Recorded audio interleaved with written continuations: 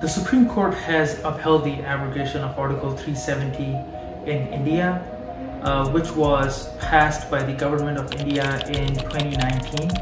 There was some slight opposition, not slight, but actually a considerable opposition to the abrogation of Article 370 from the opposition party, who claimed that if they were to come back to power, they will reverse that abrogation. This opposition was led by ex-union minister and lawyer Kapil Sibal, and now he has conceded defeat.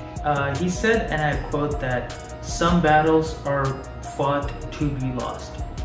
The 5 judges panel that passed this verdict said that Kashmir should be given a full statehood, and also there should be election before September 2024. This Kashmir issue has been a bone of contention for India since independence, because after India and Pakistan split and got their independence in 1947, Pakistan wanted to take over Kashmir. Pakistan kept on attacking it and kept sending threats that the worst would happen if Kashmir weren't to merge with Pakistan. So out of fear, Raja Hari Singh, who was the king back in the day, approached the government of India and then Prime Minister Jawaharlal Nehru to send the Indian troops to help Jammu and Kashmir. But before he could do that,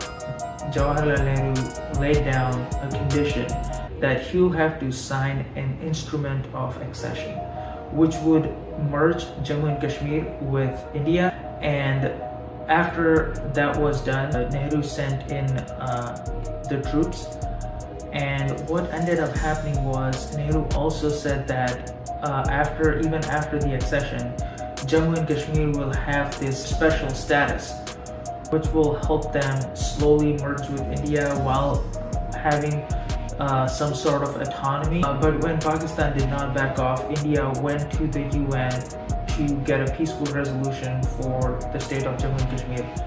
And the UN laid out a 3-step plan. The first step was Pakistan was supposed to withdraw its troops in full.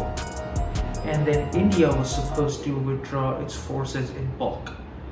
In bulk is the key word, because we still needed some Indian forces on ground to maintain law and order. And third, India would hold a plebiscite to decide the future of the state. The Article 370A, by definition, was temporary, and abrogation of it, even though it has been very late, is a huge victory for the people of India and for the people of Jammu and Kashmir. Some of the very good things that come out of this abrogation is that people of Jammu and Kashmir will become a full Indian citizen instead of having 2 citizenships that they had before of Jammu and Kashmir and India. Jammu and Kashmir will get its full statehood and will have a 5-year election cycle instead of the 6-year election cycle that it usually does. Jammu and Kashmir will not have a separate flag now. The Jammu and Kashmir flag will be the Indian flag. And another great thing that came out of it was any Indian will now be able to go and work and settle in Jammu and Kashmir as opposed to how it was before. And in order to be normal, Kashmir will have to feel normal. And in order to do that, we'll have to treat Kashmir as any other state, and people in Kashmir will have to feel like people in any other state. Peace has prevailed in Jammu and Kashmir after a very long time. The amount of terrorist attack, stone pelting has reduced immensely. The Jammu and Kashmir economy has hit a solid growth. There was a record number of tourists in the last year, and also the state hosted a G20 summit.